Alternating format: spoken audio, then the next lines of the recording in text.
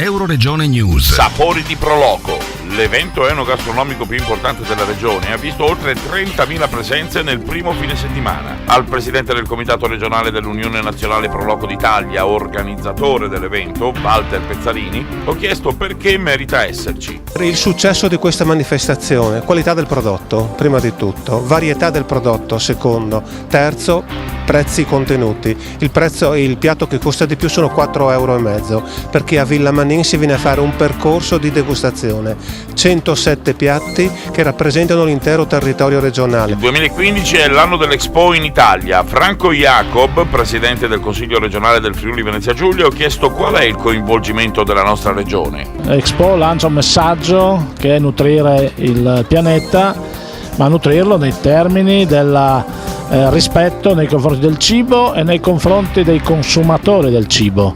Quindi il cibo che va prodotto con etica, morale, qualità, e gli utilizzatori del cibo che devono essere coscienti di essere protagonisti di un quadro di sostenibilità nel mondo, perché il mondo è un mondo che ha sempre più fame, però il cibo deve essere ancora una grande risorsa. Dal Medio Friuli per Euroregione News, Marco Mascioli. I nostri servizi sono disponibili su internet all'indirizzo www.euroregionenews.eu.